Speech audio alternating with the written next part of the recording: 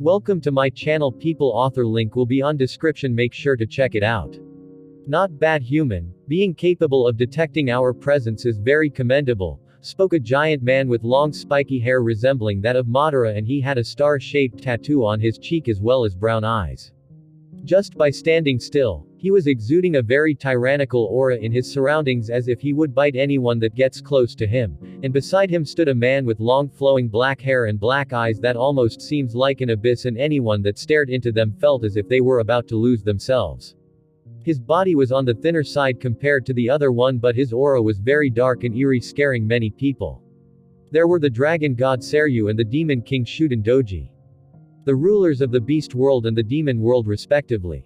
A beast can tell when another beast is nearby, muttered Mukai with a smirk, but the tyrannical-looking man simply shook his head and said, "You can only qualify as a cub, young man," before he took a step in Mukai's direction, only to be stopped by another rift opening and Izumo came out of it, this time with his real body, and said, "Oi Seryu, this guy is for me to deal with, go play with the rest instead."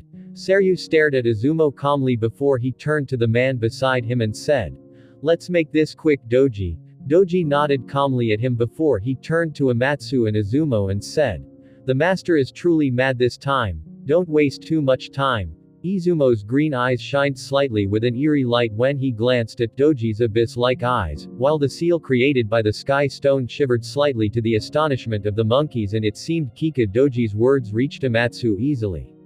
By this point, Bakurio opened his eyes and glanced at the newcomers that arrived to get him, and his eyes were instantly attracted to Seryu, as his Jikaninki helped him feel much clearer than anyone just what kind of beast they were about to face, so he said without hesitation, "Kurama, merge with the other half inside Minato and use your full power to defeat that black-eyed man." Kurama nodded reluctantly and went to Minato as Bakurio kept giving orders quickly, "Jiraiya, Fugaku, Tsunade, and Itachi. Assist Mukai against Izumo. Hiruzen, keep the Death Reaper from interfering in the fight. Shisui, and the Black Tortoise Sage, assist Minato against that Doji person. Endai, I will entrust you guys with keeping that woman sealed. The rest of the ninja, split into 3 groups and assist whoever needs help the most." "Yes," replied everyone, and they were delighted to see Bakurio back to normal, since he was probably their biggest chance of surviving this mess. "Don't worry about the dead, we can revive them later," yelled Bakurio to rise the morale even further, and it indeed worked as the people felt a weight being removed from their hearts. Seryu smiled slightly seeing the ninjas following Bakurio's orders before he said, "You think you can take me on your own?" Bakurio stared at him coldly and replied, "I will do whatever it takes to stop you." Seryu had a toothy grin showing a full set of sharp teeth as he said, "I wonder when was the last time I was underestimated like this." Then he disappeared and reappeared in front of Bakurio, sending a terrifying kick at him. No one was able to react to this speed other than Minato, who just merged with the other half of Kurama and became a full Jinchuriki. But he could only follow the movement with his eyes and couldn't save Bakurio in time. However, Bakurio didn't need anyone to save him, or at least so he thought, as he activated his giant Susanoo to create an armor over his body at the last second to protect himself. However, to his surprise, the armor was easily broken through by Seryu's kick and connected with Bakurio's stomach, sending him flying through the air while coughing a fountain of blood. Aghh, Bakurio grimaced as he crashed into countless trees before his body came to a stop, and he could feel that he would have died if not for the devil's armor set he was wearing that greatly enhanced his defense. Minato and the others wanted to offer their help to him, but they had their own fights to deal with as Doji made his move and took out a simple-looking sword before he used something only Bakurio could have recognized. It was sharp release. And it was way higher in level than his own as he sent multiple fast slashes at Minato and his helpers. Meanwhile, Izumo unleashed his true strength as well in the form of countless deadly projectiles that were launched at Mukai and the rest covering any path of escape they might have had. Some of them were blocked by Mukai while others required both Fugaku and Itachi to use their Susanuos, although the latter's was still in a skeletal form and Fugaku's Susanoo was easily penetrated by the projectiles. Although it helped in slowing and redirecting them away, which saved them from directly dying. Bakurio stood up from the rubble while coughing up blood, and he couldn't help but wonder in astonishment, how can they be this strong? They are pretty much at Kagaya's level, what of their master's level of power then? A sense of fear gripped Bakuryo's heart for the first time as he realized just how naive he was for thinking that he could easily deal with this darkness. Then Seryu appeared in front of him and said, "Watch, young man, the strength of those that follow the darkness." Indeed, none of them had yet to use their darkness. This fight is doomed, thought Bakuryo as he summoned his full perfect Susanoo and made it wear his legendary sword, but Seryu simply jumped all the way to the forehead of the Susanoo before he could do anything and punched him through it and into the ground before he sealed his body using a weird energy and said, "Just watch the show silently." Bakuryo gritted his teeth at the powerlessness he was feeling as nothing he used worked. Yomi no Kuni was easily deflected, his Susanoo was easily broken through, and he was given no chance to open his gates as Seryu seemed like he could read his intentions easily. Then, Bakuryo watched how all of his preparations slowly crumbled. Amatsu broke out from her seal and started fighting the 4 monkey sages and soon after easily started killing them one by one. Minato, Shisui, and the Black Tortoise Sage tried their best to defeat Doji, but the latter simply seemed unbeatable as Shisui's Koto Amatsukami didn't work on him at all, rendering him useless and was soon dismembered by Doji's sword that moved at scary speeds that even surpassed Minato's speed in his full Jinchuriki mode while using Sage Chakra as well. As a last attempt, the Black Tortoise Sage used a weird treasure that slowed down time and allowed Minato to land a direct hit on Doji's body consisting of none other than an empowered Rasenshuriken. But it only caused some surface injuries on his body as he protected himself with a weird chakra that Bakuryo didn't recognize, and he quickly recovered and followed up by killing the Tortoise Sage while Minato used a last chance attempt and teleported him into an active volcano. A location he prepared beforehand filled with explosive seals that he instantly activated before teleporting away once more back to the battlefield and went to fight the now free Amatsu that was killing the monkey sages. Meanwhile, Izumo soon made it clear that no one could approach him without facing death, and Mukai, who couldn't open all 8 gates yet, struggled continuously to defeat him, but in the end, just 7 gates weren't enough for such a monster and he was soon defeated along with the rest of his helpers. Bakuryo watched all of this with a heavy feeling in his heart as he engraved every instant of this battlefield deep in it. Then he stood up slowly despite Seryu's seals and said, "I will make sure this will be a fruitful experience." How could he stand despite all of my seals? Wondered Seryu, who knew just how terrifying those seals were. The seals created by him, the dragon god. Bakuryo checked his attributes quickly and knew that there was no chance he could get out of Seryu's seals with his current strength, so he started spending all of his attribute points, and he had almost 600 of them to spend directly, raising all of his attributes to 1000, which was high cage level. But even then this wasn't enough to remove him from the terrifying seal, so he used none other than the attribute multiplier and his strength instantly skyrocketed again as he slowly stood up despite the seal trying to restrict him. "I miscalculated, and terribly at that. I never expected such a huge disparity in strength existed and ended up rushing to use my infinite Jikaninki without truly reaching my full potential. But at least now I know what I have to deal with in the future," muttered Bakuryo as he took out his legendary sword and instantly activated its 3rd property, the End of the Path, which increased his attributes by another 100% at the cost of losing 10% of his health every second. However, Bakuryo wasn't done yet as he used his 6-path Sage mode, which already reached level 100 during the past 3 months, increasing his attributes by another 3000.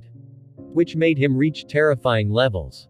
This kid. He suddenly transformed into a monster. Seryu was surprised before he smiled widely and said, "How nice, and I thought this will be a boring trip." Then Bakuryo noticed him gaining dark scales that covered his body before he took out a majestic sword and said, "This is a legendary sword named Dragon Slayer. A great sword that greatly increases the power of its wielder. I guess having a legendary weapon won't earn me that many advantages," thought Bakuryo with a sigh before he coated his sword in his level 25 sharp release and rushed at Seryu. Meanwhile, not long after Minato dropped Doji inside of an active volcano, it was to no surprise to everyone that he soon made his way back to the battlefield unscathed, although he appeared to loathe Minato for the experience he had just put him through and teamed up with Amatsu to finish him. Minato struggled as much as he could, using his Flying Thunder God Jutsu and the massive chakra granted by Kurama to redirect and dodge as many attacks as possible while landing some of his own, but in the end, he was simply too weak to cause them any harm and was eventually defeated as well, leaving Bakuryo alone on the battlefield to face all 4 of them. Amatsu, Izumo, and Doji didn't interrupt Bakuryo's fight with Seryu and only watched from a distance and discussed in surprise how Bakuryo was able to keep up with Seryu.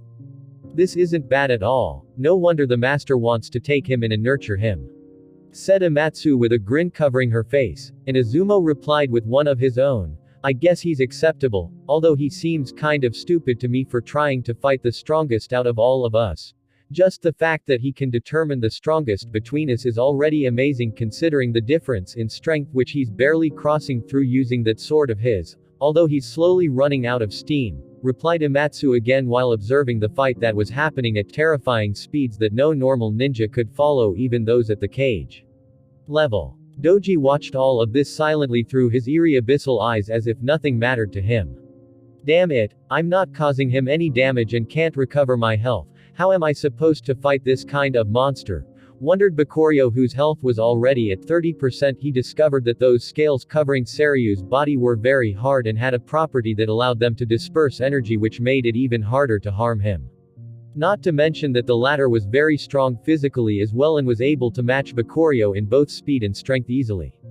Bakuryo's eternal Mangekyo Sharingan didn't offer any help to him, as even his Yomi no Kuni didn't pose any harm to Seryu, whose scales seemed to be able to resist everything including death. I need to find a solution quickly, thought Bakuryo before he decided to use his Eye of Truth and see if he could find a way out of this situation through its unique vision. The moment Bakuryo used it, Seryu showed a hint of surprise, but he instantly attacked him to leave him no chance to analyze him properly. Although just for that split second Bakuryo noticed something. Seryu's chakra seemed to be made of multiple elements, and one of them actually resembled his six paths chakra. Another component he recognized was dark chakra. As for the last one, it wasn't something he recognized, although it gave him a weird sensation as if it was something alive, and he could see it slithering like a dragon. How naive of me, just achieving six-path chakra and wanting to contend with these beasts. If I'm not wrong, that woman Amatsu also reached the same level of combining three types of chakra, and her third part is probably hell's energy. That Izumo probably has a unique energy from the Pure Lands, although I'm not sure if it's purely death chakra, as I can feel he's hiding something else, and that guy Doji. He's got demon chakra as well. Bakuryo suddenly paused since he couldn't injure Seryu anyways, and at this rate, he would end up dying from the effect of his sword. So he said, I have to admit, I never expected to face beings as strong as the four of you. In fact, I just understood how much you've been toying with us from the start. This fight was over from the beginning, as the quality of our chakra is at least 2 levels apart, and let's not talk about quantity. Bakuryo couldn't help but let out a sigh as Seryu landed in front of him and said, Oh, it seems that weird dojutsu you used showed you plenty of things. What do you plan to do now? Are you willing to follow us peacefully or not? The other three surrounded Bakuryo, leaving him no path to escape, but they didn't see any traces of fear in his eyes as he said, For strong people like you to end up as slaves for ageist like this. I wonder how much did you sacrifice? His words were like the whispers of a devil as he consumed all of his 6 paths sage chakra to empower his right eye that started bleeding. Hijikininki. What did you do to us? Yelled Izumo, and the others weren't feeling good as well as their expressions twisted, and Bakuryo saw at his last moments, a darkness emerged from their hearts and controlled their bodies with only one purpose. Kill him. Death rays, hellfire, dragon flames, and a sharp demonic sword all landed on him at the same time in a split second as Bakuryo used his save and load ability, and he couldn't help but smirk slightly despite the pain he was enduring. It seems like I'm not that useless after all. The heart is always a weak point. Instantly, everything went dark as the world crumbled around Bakuryo before he woke up only to find himself back home. This was a safe point he created just after he returned from the Mountain of Flowers and Fruits, since he was planning to tell Minato and Fugaku about what was going on at that time. Now, however, he will keep this secret of dark seeds to himself once more, especially when he experienced with his own eyes how grim the future truly was. This was truly a tough wake-up call. Inside a large house in the Uchiha compound in Konoha, Bakuryo sat alone directly on the floor of his room and contemplated what he had just gone through. I never expected the powers I have to face will be this strong. This isn't something I can handle on my own anymore, thought Bakuryo as he remembered his fight with Seryu. That monster is almost unkillable. I need something far stronger to deal with him. I at least need to even the field in terms of chakra quality or maybe even surpass it if possible. However, what route am I supposed to take? Whatever I want to do, I will have to go through them since they are hoarding every special energy available and it would alert them. With the exception of the dragon essence he sensed inside Seryu, Bakurio had to choose between either adding Hell's energy, Pure Land's energy, or demonic energy to his six-path chakra and dark chakra if he wished to reach a similar chakra quality to theirs. But even then, it's not necessary I can beat them in terms of skills, just that guy's doji, sharp release is far superior to mine and was probably already mastered. I could also sense that Seryu had a similar mastery of advanced chakra, probably tremor release which he coated his scales with to absorb and disperse any impacts on his scales. Damn it, this is getting far more complicated. I need to change my plans after getting depressed for a while. Bakurio recalled the reason he had to stay out of the fight for its initial period and couldn't help but smirk. Maybe it's not completely helpless with her help. Flashback back then when Bakurio used infinite Jikaninki on the moon, his body was suddenly invaded by a foreign soul which he recognized as none other than Keigaya Otsutsuki. How did you get into my body? Asked Bakurio while staring at Keigaya warily since soul fights weren't his forte, something he learned the hard way from Amatsu who almost killed him. Although his soul was greatly strengthened after mastering all 6 sage modes and fusing them into 6-path sage mode.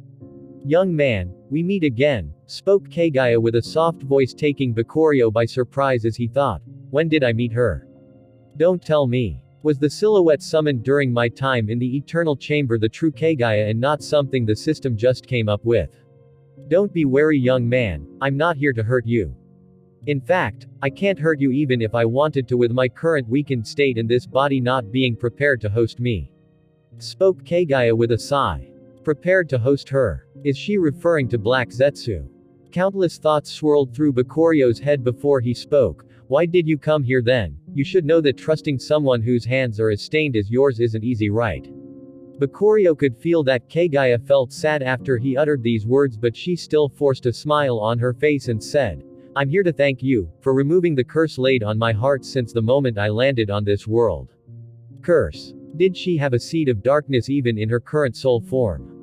Bakurio's soul shivered slightly at the thought of what could be hidden in his body without his knowledge, but Keigaya quickly eased his worries. Don't worry, the light of your eye ability has cleansed all traces of that curse. I see, well you are welcome then, but the situation might turn dangerous soon and I can't keep talking with you for long.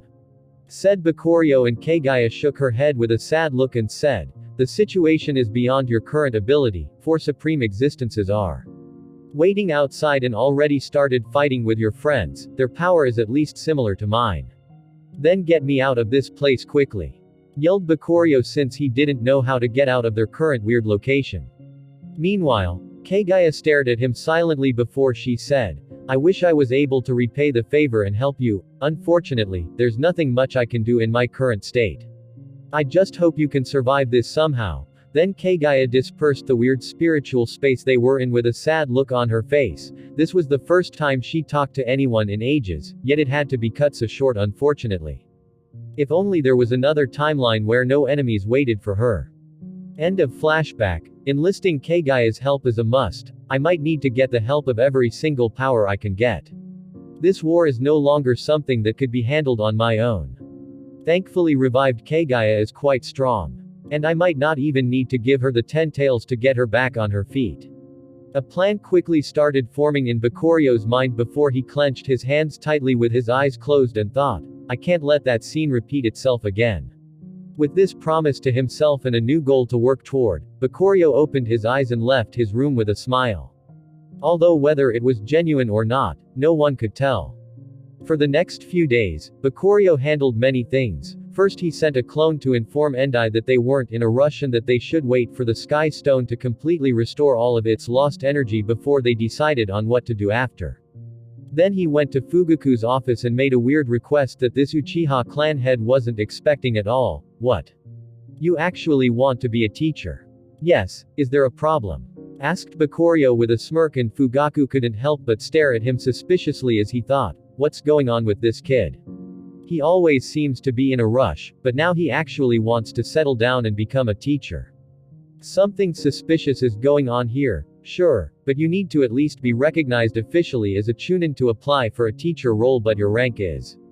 Fugaku stared at Bakuryo's defined muscles that seemed to be about to pop out and said, "You have no rank currently. Can't you just give me a rank directly?"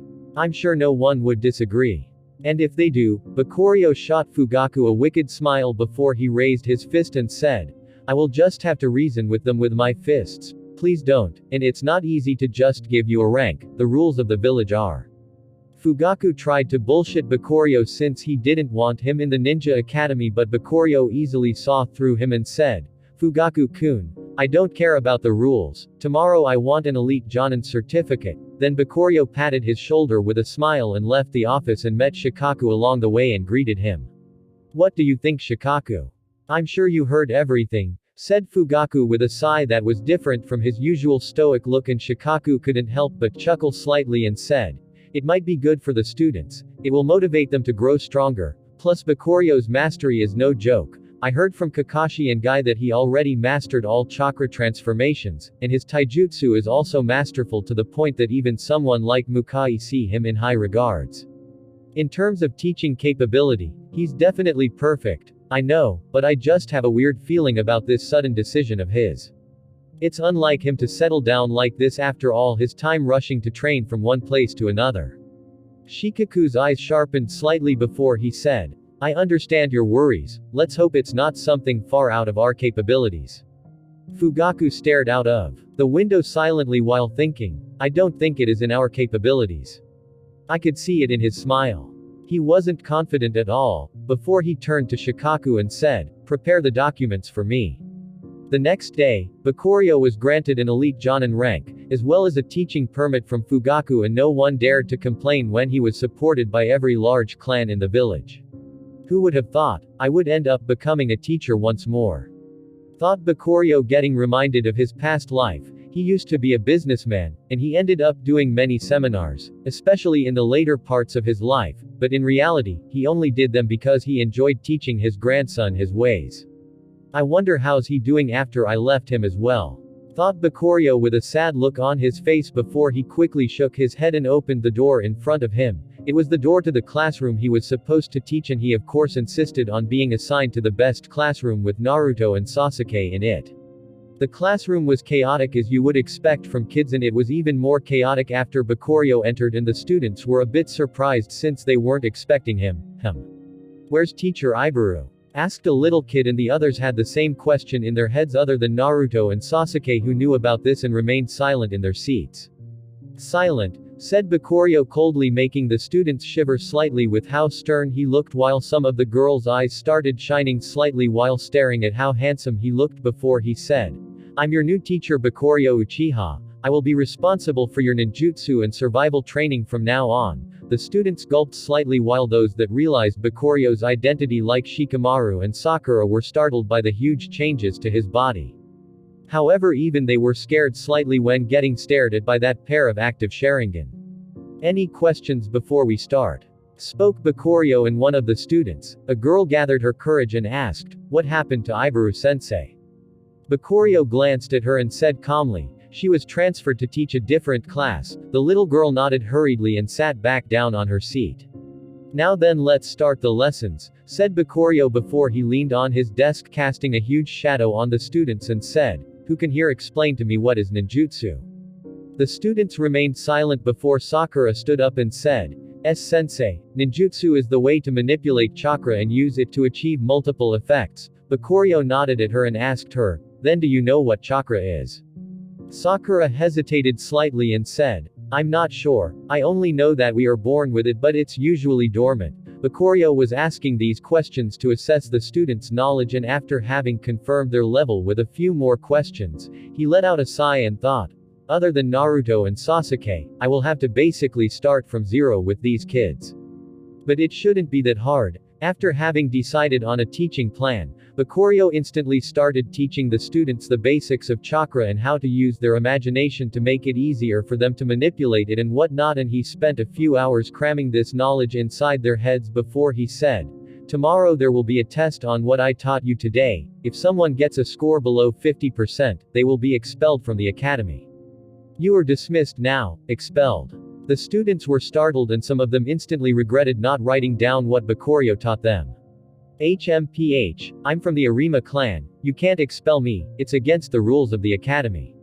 Spoke a chubby little kid with brown hair that appeared like a side character, and Bakurio simply shot him a look and said, you better use that good memory of yours that helped you memorize the rule in the test tomorrow or your puny clan won't help you, fatso. Then Bakurio left and went back home since his shift was over. Who does he think he is? Spoke the Arima kid, prompting a glare from Naruto as he said, Oi Akari, you better watch your mouth. Nani? Yelled the Arima kid, and a fight soon ensued. Bakurio didn't care about all of this, he was only thinking about his purpose in wasting his time on all of this. Since he decided that it was best to get help in facing those four bastards and the one behind them, he had to get a literal army, and what better way there is other than building it from the population of this world. However, he needed to have a good teaching system, which is why he decided to experiment in the Ninja Academy first.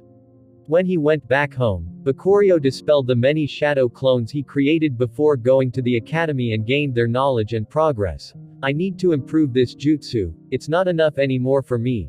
The shadow clones can't create chakra, at best they can absorb nature's energy, but that thing can only make them last a bit longer since it raises the quality of their chakra but not by much, and they spend a lot of it when training, especially in things like sharp release. I need to create better clones that could last longer. However, that will require them to have real bodies.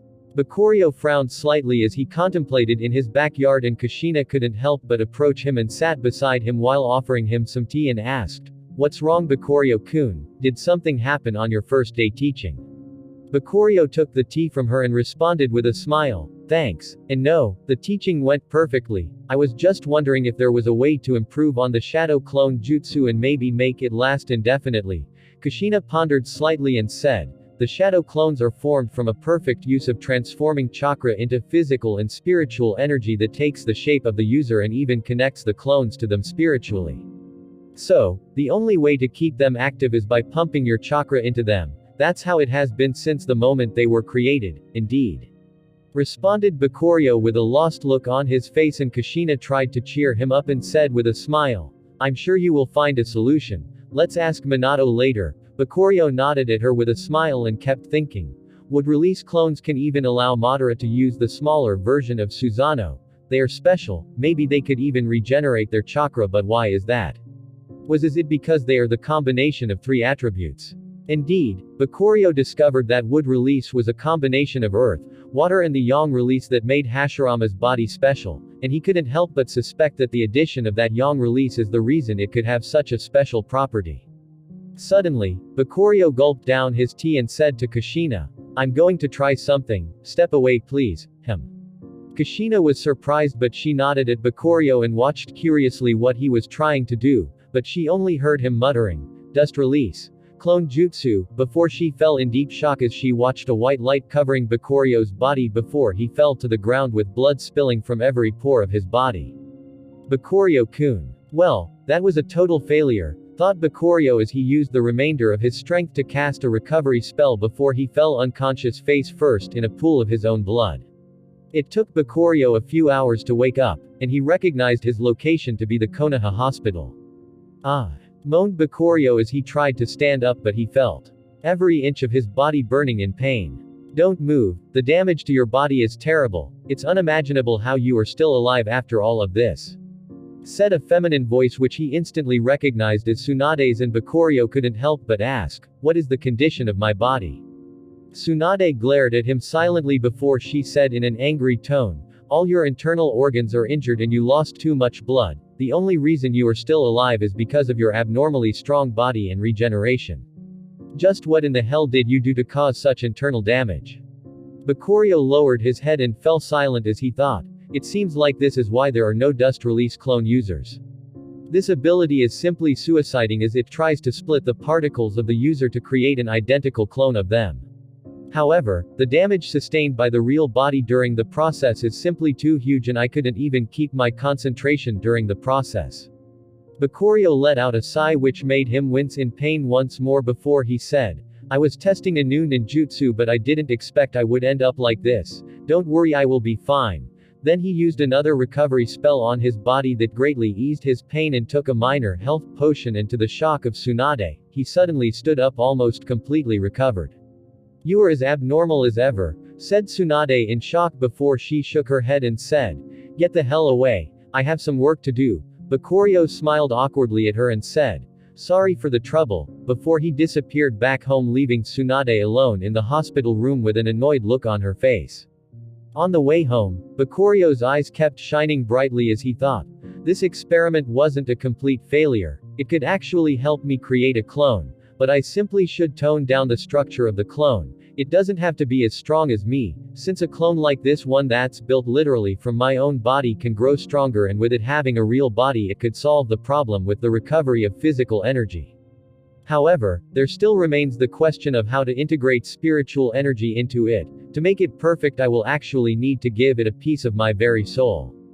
Bakurio fell deep in thought while walking back home, and he entered a state of enlightenment thanks to his mastery and activated his multitask ability and instantly forgot everything around him as he simply kept walking instinctively and trying to merge all the knowledge he had to create the clone jutsu he desired. Soul, the closer jutsu I know that can affect the soul is the spirit transformation. I wonder, would dust release work similarly if I take a spiritual form? After having decided on this idea, Bakurio quickly went back home, and after struggling to convince Kushina that he was okay, he quickly went to his room and closed the door behind him. Let's see if this is going to work, muttered Bakurio before he sat down cross-legged and instantly activated the spirit transformation jutsu and left his body. First step complete, now then let's try this. Dust release. Clone jutsu. Bakurio embarrassed himself for the pain, however. Nothing happened and he couldn't help but frown slightly as he thought. It seems like I can't use other jutsu in this state. Let's try something else then. Bakurio returned to his body and opened his eyes, showing his majestic eternal Mangekyo Sharingan. My Yomi no Kuni has some effect on souls which was further enhanced with the evolution. Let's see if it's going to work. After having made his decision, Bakurio activated Yomi no Kuni, which made a white chain appear in front of him which he manipulated to latch into his soul and absorb a small part of it. Just 1% is enough, I can't risk what I don't understand, he thought. However, even that 1% still caused him unimaginable pain that he didn't expect at all. It was a literal nightmare that he had to endure. Aghh, this better works, muttered Bakurio as he retrieved the white chain from his body before he used the dust release clone jutsu, and this time he manipulated it to only take 1% of his particles as well and used all of his power to manipulate them into a floating pile of gore and blood.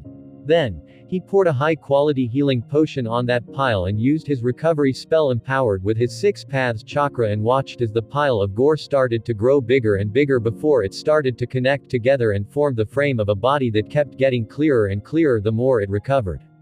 Thankfully I have a strong vitality and my cells can handle this much recovery, thought Bakurio with a nod, and not long after, a spitting image of himself appeared in front of him, although it was a 10 years old normal version of himself that didn't have his crazy muscular frame.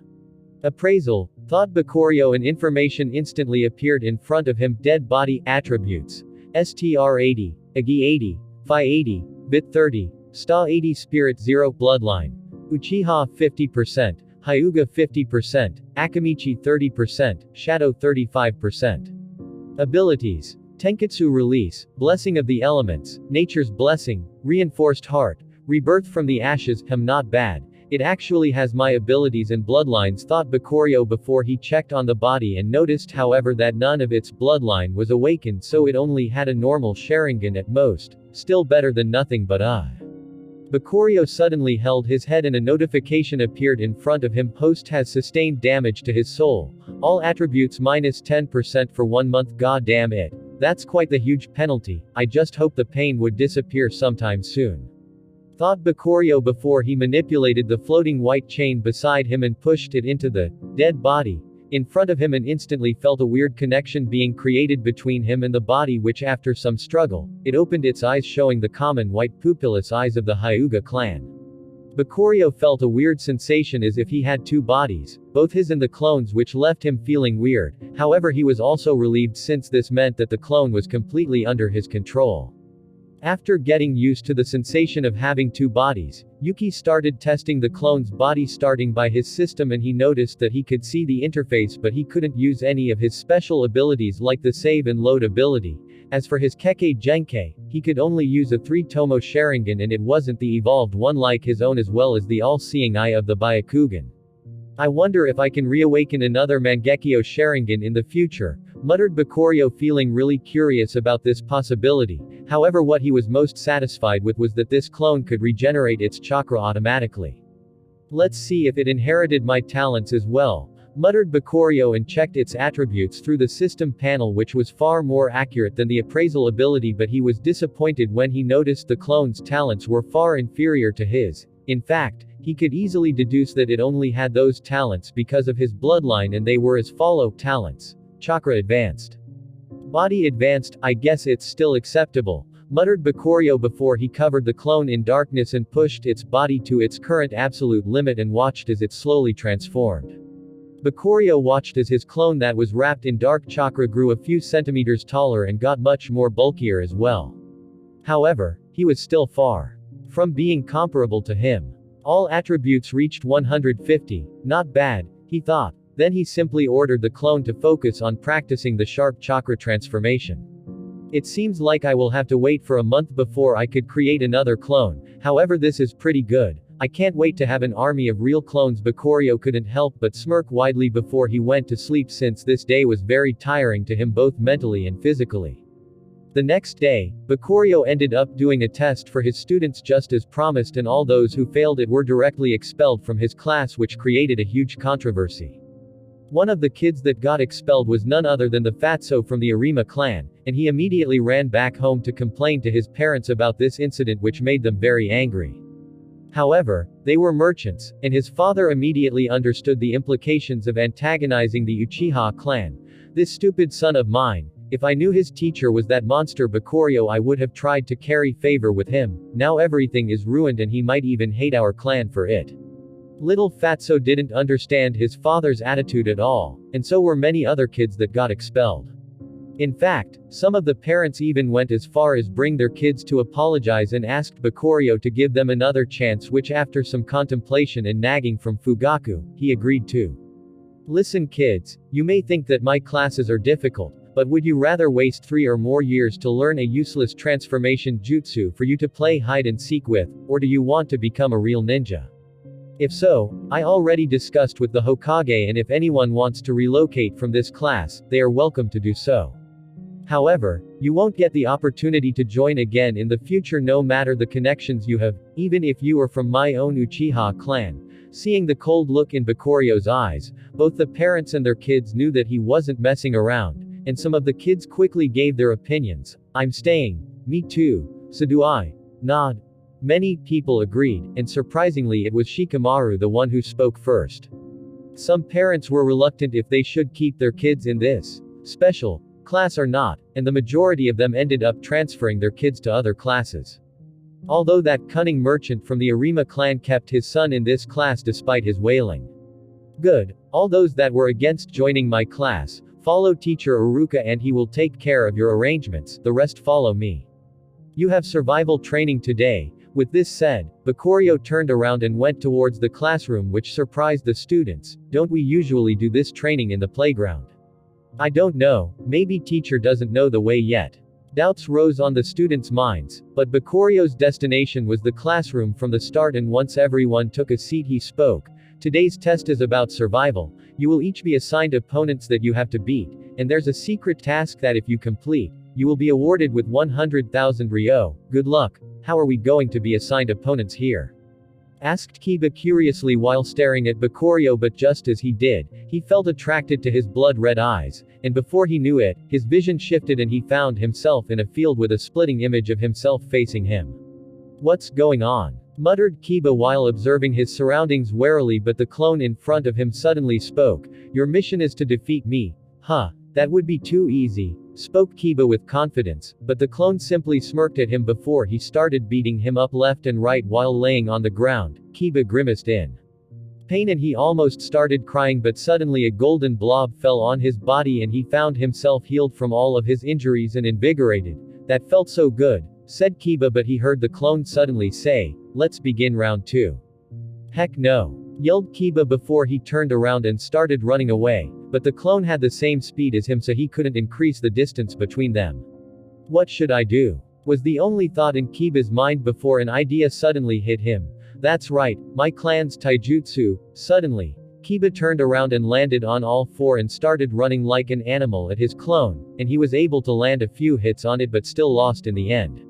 However, this time he wasn't discouraged but rather smiled widely and said, "Next time I will beat you," and a golden blob came right in time, invigorating him as he started fighting once more. The students were all encountering similar situations, which was all the doing of Bakuryo's genjutsu. Thanks to his evolved Sharingan, he can now create such realistic genjutsu easily and made it so that the opponents of these kids all have a simple close combat mastery of level 5. However, this was still a huge task for these kids. However, some still successfully passed the test, such as Naruto and Sasuke, as well as Shikamaru, who outsmarted his clone by using the terrain to his advantage. Shino used some bugs to block the clone's vision and so on. Those that defeated the first clone were faced with a clone with a higher close combat mastery, and this kept happening until they couldn't defeat their clones and kept struggling instead. After 1 hour of training, all of the kids were expelled from the genjutsu and they found themselves still sitting on their seats with their small bodies completely fine. Today's survival training is over. Unfortunately, no one completed the secret task. Although some of you got close, you were all dismissed. Bakuryo shot Sasuke a smirk before he left the classroom, and little Sasuke couldn't help but pout. "Next time I will definitely break from your genjutsu." On the way back home, Bakuryo had a satisfied smile on his face. It seems like this training method is doable, and since it's just a genjutsu, the kids will only get tired mentally and they don't need to worry about injuries. 1 month went by quickly and Bakuryo started to get used to his teaching routine and the students were showing great improvements. Some of them can even beat those that were 1 year older than them, which attracted the academy's attention.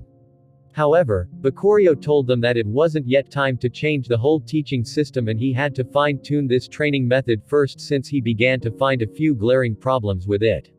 The students were advancing rapidly thanks to being able to go all out inside the genjutsu, since they can always recover, but that was a very dangerous habit they were cultivating, since in the real world, they only had 1 life to spend and that fighting style would spell their doom. So, Bakuryo ended up splitting the survival classes, with 2/3 happening in the genjutsu and 1/3 in the real world, which seemed to be a good balance so far, but he needs to wait and see the results. After returning back home, Bakuryo noticed that the negative status he had been enduring was finally gone and he decided to create another true clone today. After taking a deep breath, Bakuryo steeled his heart and said, "True clone jutsu," and instantly, a white light covered his body before it removed a pile of gore that ended up floating in front of him. Bakuryo was slowly getting used to the creation of clones, and it helped that he got somewhat of a skill for it, which was the dust release clone jutsu, which he still has at level 1, but it allowed him to cast the jutsu automatically through the system. He didn't get a direct true clone skill from the system because it combined 2 elements, the use of his dust release and the use of his Mangekyo ability. And he didn't find leveling up the clone jutsu useful, since it only made the chakra cost lesser during the process. After creating his second clone and strengthening it with dark chakra, Bakuryo sent it to practice with the other clone. Its duty was to level up his true fighting mastery. "It seems like we are back at square one," muttered Bakuryo while holding his aching head. But suddenly, a few notifications appeared in front of him that made him smile widely despite the pain. "You gained the skill Soul Regeneration. You gained the skill Pain Resistance level 1, a passive skill that reduces the pain the user feels both physically and spiritually by 1%. Soul Recovery level 1, a passive skill that allows the host to regenerate from soul damage quicker. Plus 1% per month recovery speed." Why was it that I only now got this pain resistance skill?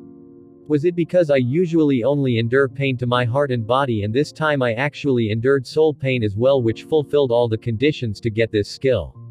Bakurio was truly surprised by this, but he was delighted either way, since once the level of this skill gets higher, he will be able to get rid of the constant pain he was feeling. Meanwhile, the soul regeneration was also a great skill to have, as it basically doubled his recovery speed, and right now he would only need 15 days for his soul to recover completely. This skill came just at the right time. I can also feel my clone souls recovering faster. Indeed, a huge defect Bakurio noticed in those clones was that their spiritual energy was too low, which affected the amount of chakra they had, and that was because although he recovered their bodies through potions and recovery skill, their souls were still the same 1% he gave them, but those bodies can host even bigger souls, so they were slowly regenerating right now, although they won't reach the level of strength of Bakurio's. When Bakurio left his room after his clone, Kushina approached him with a frown and asked, "You created another weird clone of yours. Are you sure you are not doing some weird experiment with Orochimaru?" Bakurio smiled at her awkwardly and said, "Believe me, they are just clones that I made." Kushina glared at him and kept poking at his forehead. "What kind of clones require food to maintain? You think I'm an idiot?" "Of course not. You are very smart and beautiful," spoke Bakurio with a smile, and Kushina couldn't help but blush and say, "Oh, now you are making me embarrassed." But just as she looked away from Bakurio while pretending to act like a shy girl, Bakurio used this opportunity to run away from her and her questioning. "Damn, that was close," he muttered while sitting on the roof of his house and staring at the starry sky and the moon illuminating it with a weird look in his eyes. But he was suddenly interrupted when a small fox landed beside him, and after staring at the moon silently, he spoke, "What are you thinking these days? You always hide here and keep staring at the moon." Bakurio stared at Kurama silently before he shook his head and said, "I'm not sure what to do, that's all. And watching the moon always relaxes me." Kurama stared at the moon silently as well before he said, "You are carrying a lot of burdens. If there are any ways I can help you, let me know. I will do my best to free you just like you freed me." Bakurio couldn't help but smile when he heard this and picked Kurama up, which annoyed the latter. "Don't pick me like this or I will bite your head off." Bakurio chuckled at him before he put him on his lap and said, "There's something you can help me with." Kurama was about to struggle away from Bakurio's arms, but he paused when he heard this and asked, "What's that?" Bakurio smiled at him and said, "You tailed beasts can communicate with each other, right?" Kurama seemed surprised by this, but he eventually nodded and said, "Indeed we can, although it has been a long time since I last communicated with the other tailed beasts. It's fine, just try to communicate with whoever we can," replied Bakurio, and Kurama couldn't help but ask, "What do you want from them? You should know that they won't accept working for someone else easily." Bakurio laughed loudly at this remark, especially when he imagined how useless those tailed beasts were against his enemies before he turned to Kurama and said, "Don't worry, I just want to make friends with them, that's all." Kurama shot Bakurio a weird look before he jumped away from his arms and said, "I will see what I can do," before he disappeared into the distance. Seeing Kurama leave, Bakurio shot the wall behind him a look and said, "How about you two stop hiding? TCH, we were discovered again," said a childish voice. It was Naruto, who suddenly climbed up the wall along with none other than Sasuke, like two little monkeys. "What are you two doing here this late in the night, especially you Sasuke? Does your mother know about this?" asked Bakurio, and Sasuke said proudly, "I escaped when they all fell asleep, he he he." Bakurio nodded at him silently. "I can't wait to see your reaction when you find Makoto waiting for you," thought Bakurio. Then, he turned his attention to Naruto and he could see that he was fidgeting about something, so he poked him gently on the forehead and asked, "What's on your mind?" Naruto shot Sasuke a look before he said, "We heard that you are struggling against something. We want to help as well." Bakurio's mouth widened slightly as countless thoughts flashed through his eyes before he simply smiled and patted their heads. "Thanks, you too. However, if you want to help me, you will need to get far stronger than anyone you know." I will become the strongest," yelled Naruto, and Sasuke soon butted heads with him and said, "No, I will become the strongest. Grr." However, Bakurio soon gave them both a knock on the head that left them wincing in pain and said, "No screaming at night. Sorry." HMPH, they responded before Bakurio suddenly said to them, "By the way, did the two of you do the homework I assigned you?" The faces of Naruto and Sasuke turned pale, and Naruto suddenly said, I forgot I had something to do. Good night. Yup, me too, and then they both ran away to their homes. These kids. Maybe they can save this world. Just as they were intended to. Who knows? Muttered Bakurio calmly before he suddenly disappeared from the top of his house. 2 years went by peacefully like that, and under Bakurio's training, all of his students passed the Genin exam with spectacular results, which prompted the rest of the teachers to follow his training method, and Bakurio had to create many things to make it possible since not anyone has his terrifying Sharingan. The method he came up with was to make use of seals to replicate the effect of his genjutsu, although it wasn't as perfect as his, but it was still better than what those Chunin teachers could use. And today, it was time for the students who were separated into teams of 3 to be assigned teachers, and Bakurio was the teacher that everyone wanted to be admitted to. Although there were also others such as Might Guy and Kakashi Hatake who returned from their long training journeys with far stronger powers. I wonder what kind of final test Bakurio sensei's going to make us go through. Wondered a little girl with short dark blue hair and pupilless eyes while sitting beside a blonde boy and a dark-haired boy. Who would have thought I would end up with Hinata of all people in my Genin team? Is it because of her weak character? Thought Bakurio while observing the trio from the shadows of a tree before he took out a kunai and shot it at Hinata. Hinata wasn't expecting at all for the final test to begin without any notice. However, Naruto and Sasuke were different, as the first lesson they ever learned from Bakurio was to always be on guard no matter what, and it became an instinct of theirs as Sasuke immediately noticed the kunai and deflected it with one of his own, causing it to pass by the shocked Hinata and land near her foot, while Naruto rushed at the source of it while summoning multiple clones along the way to help him. What's going on? Asked Hinata in surprise, and Sasuke stared at her coldly and said, "The test has already started, get ready to fight." Then, he rushed after Naruto and used a great fireball jutsu at Bakurio's location, which he detected with his now activated Sharingan. Bakurio smiled slightly while watching this before he jumped down from the tree to dodge the fireball and engaged in hand-to-hand combat with Naruto and his multiple clones. "I got you." Suddenly Sasuke appeared from under him and Bakurio saw the Sasuke that just attacked him with a fireball smirking at him. "Oh, not bad. He actually was patient enough to use a shadow clone far before I arrived while he remained hidden under the ground all this time. These kids are becoming more and more sneaky," thought Bakurio with a smile as Sasuke's punch landed on his stomach. However, just as the kids smiled in glee, Bakurio smirked at them and said, "You two aren't the only ones that can use the shadow clone jutsu." Then he simply dissipated in a cloud of smoke while the real Bakurio suddenly appeared from the kunai Sasuke deflected earlier, and he immediately rushed to grab Hinata, who was still shocked by the sudden turn of events as she suddenly found herself having a kunai pointed at her neck while Naruto and Sasuke stared at Bakurio with annoyed looks on their faces. "How did I not notice that the kunai was the real you with my Sharingan?"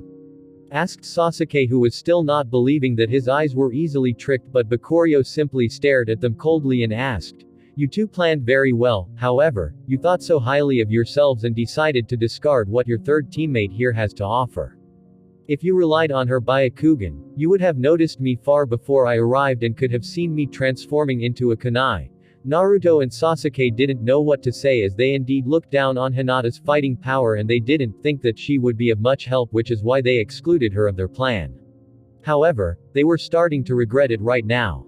They didn't do this out of hate for her or anything. In fact, Naruto liked her very much, but they were simply far ahead of the current students of their generation, which made them overlook the unique abilities that others might have.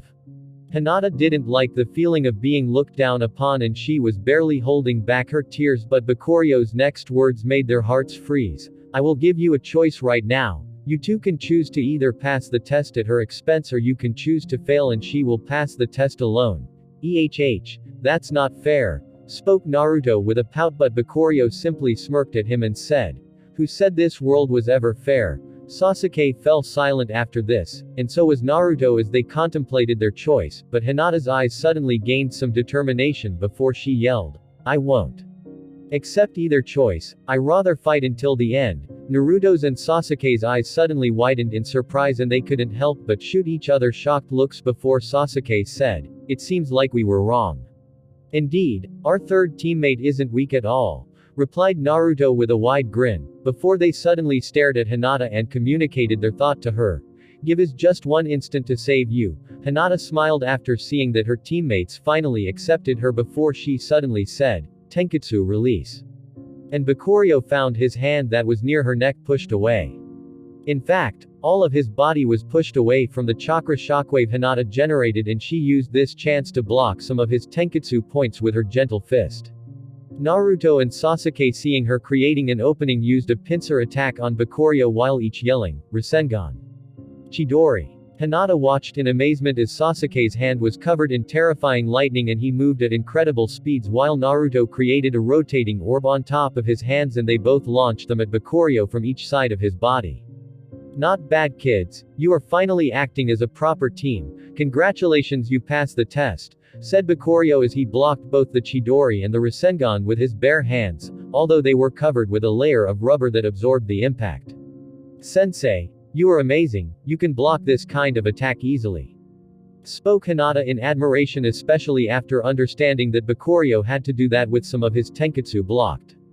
Bakurio smiled at her before he said, you will be able to do the same in the future. Hearing this, Hinata's eyes lit up in excitement while Naruto and Sasuke smiled widely as they said, we are finally officially Genin, huh? I can't wait to start going on missions.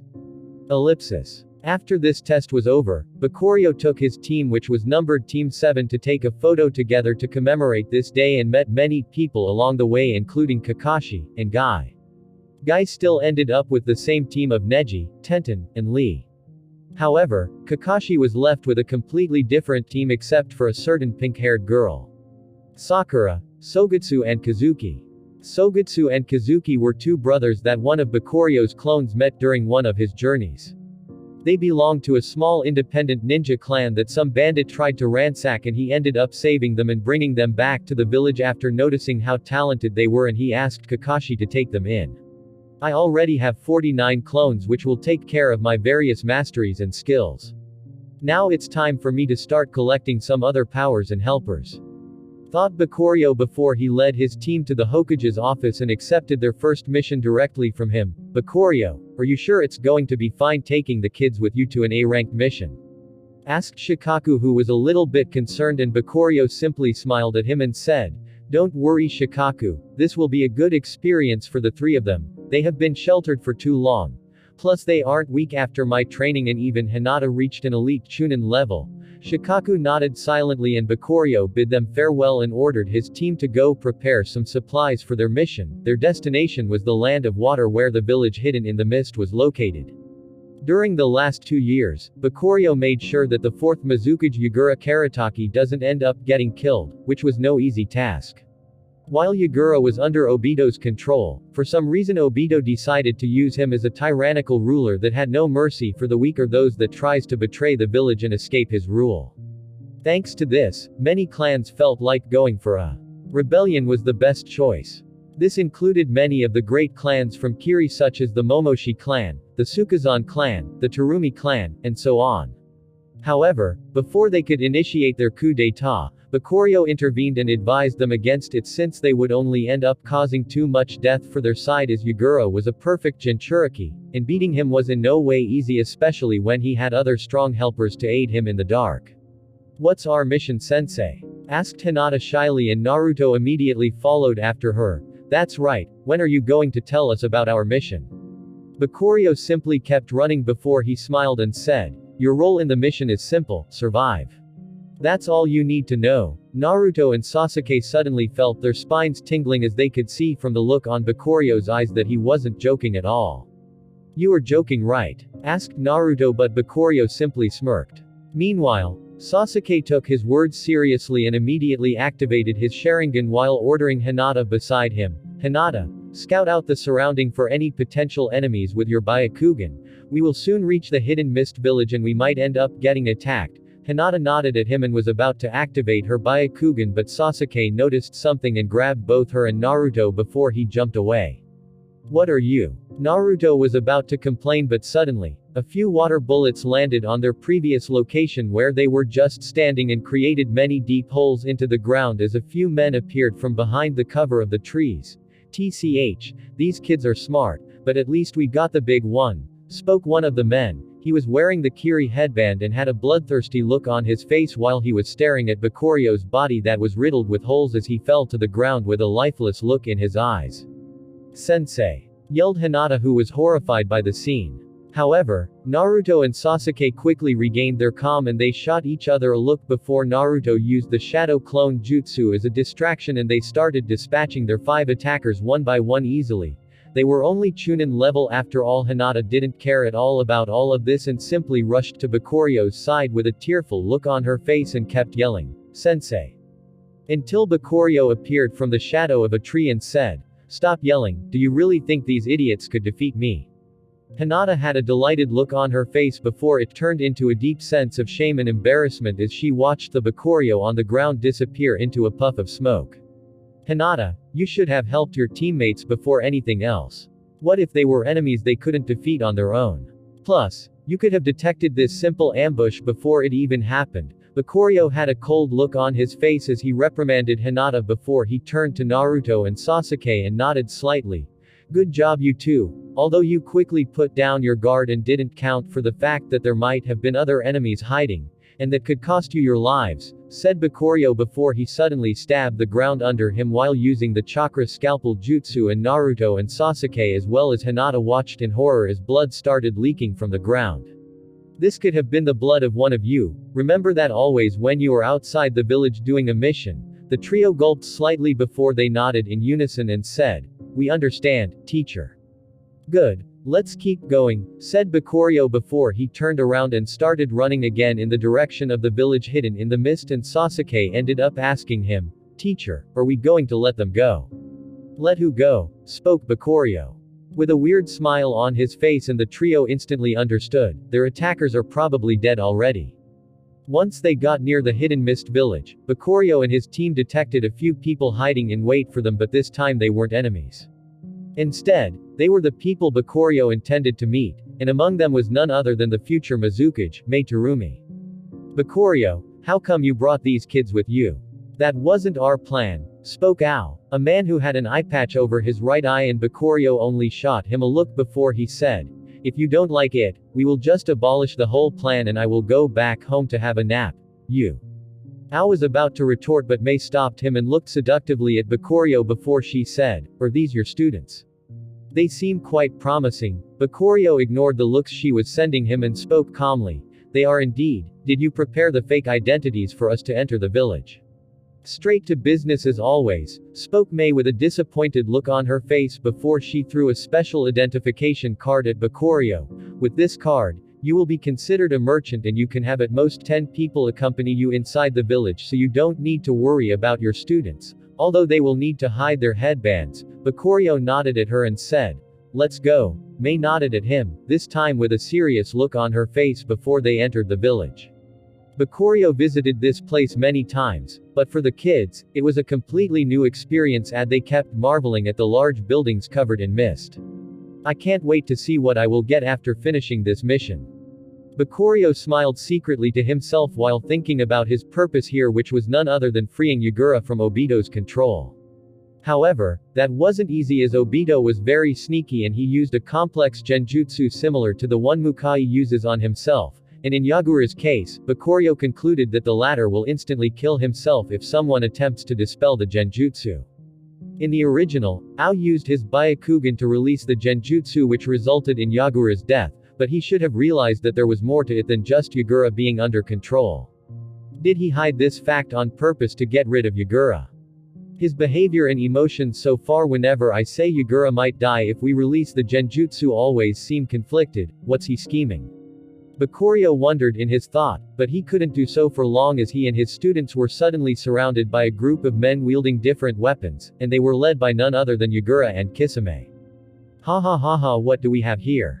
I smell some soft flesh," spoke Kisame with a primal look on his eyes, and Bakuryo shot his attackers a look and thought. 4 of the 7 swordsmen of the mist, in 2 cage-level ninja along with multiple Jonin, they clearly knew of my arrival and were prepared beforehand. I wonder, who betrayed me? Bakuryo suddenly had a smile on his face as he turned to his student and said, "Your true mission has started. Naruto, Sasuke, and Hinata quickly stood back to protect each other while Bakurio stared silently at Kisame, who was holding his famous Samahata sword and eyeing him with a fierce look on his face. "Kill!" ordered Yagura, and everyone moved instantly. The trio gulped in fear of what to come, but suddenly two people blocked their attackers. One held a giant sword which he used to deflect two of the four swordsmen of the mist, while the other used a Kekkei Genkai that surrounded them in a bubble filled with a corrosive mist that threatened to melt anyone that dared to approach them.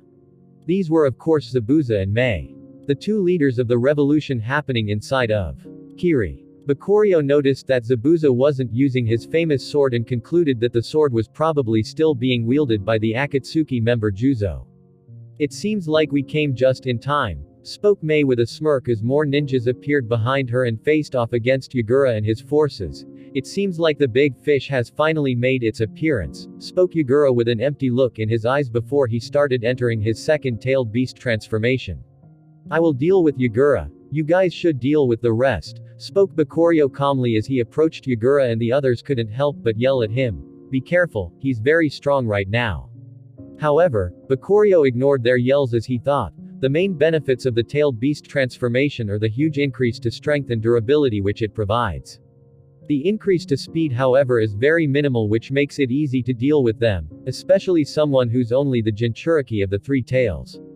With this thought in mind, Bakurio calmly dodged all of Yagura's attacks easily and counterattacked with some of his own, and with just taijutsu alone, he was beating this Jinchuriki. This is of course thanks to his very strong body as well as mastery. Amazing, he's actually handling the fourth Mizukage so easily, thought Mei, distracted by Bakurio's terrifying show of power, but this cost her dearly as Kisame suddenly cut through the jutsu she was casting with his Samahata and landed a strong hit on her body. "You shouldn't be distracted when you are fighting a shark that already smelled blood," spoke Kisame with a bloodthirsty look, while inside he was thinking calmly, "That guy is beyond our expected level of strength. If this goes on, the situation might turn on us eventually." Someone who shared this same thought with him was none other than Obito, who was watching the fight from a hidden location, and he instantly gave Yagura the order to go all out, and the latter quickly followed his command by making some distance between him and Bakurio before he raised all of his three tails and started conjuring a tailed beast bomb. "This is bad. If that thing goes off on the village, it will cause many casualties. We need to stop it," yelled Mei while covering her bleeding stomach with her hand. Bakurio of course wasn't going to allow this to happen, so he instantly appeared in front of Yagura using his blink skill and covered his leg in chakra before kicking the tailed beast bomb high in the air while it was still small. Then he calmly said, "Enjoy my 8 trigrams 256 palms." Time seemed to stop as Bakurio made the famous Hyuga pose before he started targeting all of Yagura's Tenketsu points, and the more he hit, the more his tailed beast transformation receded until he eventually turned back into his normal appearance, which is when Bakurio proceeded to grab him by the neck.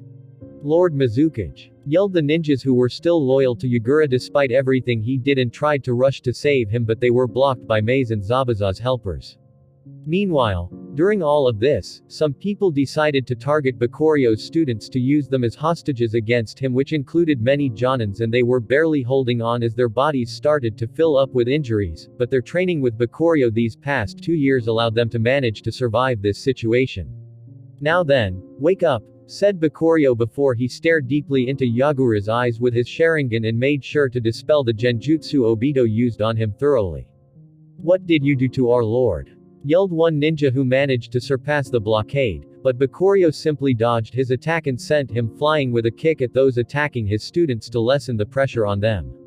Before he said, "This fight is over, how long are you going to remain dazed, Yagura?" Yagura was in a very emotional state as he was finally broken from the curse of that masked man, the curse that made him do so many cruel things to his own village and tainted his hands red with the blood of innocent people while he couldn't do anything but watch and follow the orders like a puppet. This was a huge burden to carry on his consciousness, and he almost didn't want to believe that he was freed since he now had to face it directly. "Enough," spoke Yagura emotionally, and noticing this, Kisame quickly started running away and disappeared behind a corner without leaving a trace, but Bakurio knew that Obito teleported the two of them away since the situation here was evolving beyond their expectations. "Lord Yagura, these rebels are One Jonin tried to warn Yagura since he didn't trust their enemies, but Yagura approached Mei and Zabuza with an ashamed look on his face and said, "We need to talk. I'm sure many of you want to know what happened." Mei nodded her head and Zabuza glared at Yagura before he punched him and said, "You better have a good explanation for everything that happened or I will kill you."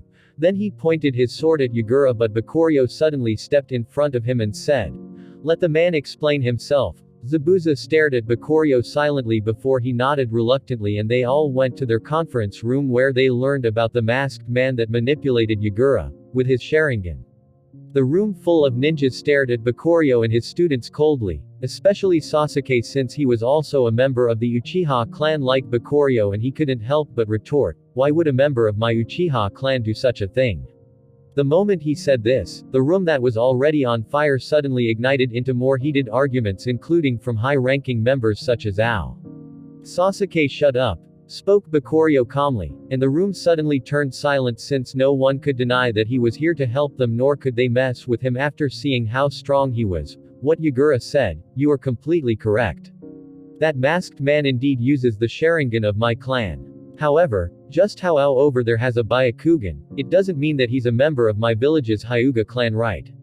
After hearing this, the people were suddenly hit by the realization that they jumped to conclusion quickly, and Mei, who was already angry with them, apologized to Bakurio. "I'm sorry for our people's reaction, they are just too agitated because of everything they suffered. I understand, however that masked man is actually a common enemy of both our villages. After all, he was the one that caused the Nine Tails to go berserk 9 years ago." The room suddenly fell silent as they fell into a bigger sense of shock. The situation seemed much more complicated than what they initially thought, and this is exactly what Bakurio wanted them to feel to make it easy for himself to gain them as an ally in the future. Thank you for listening, guys. See you in the next part.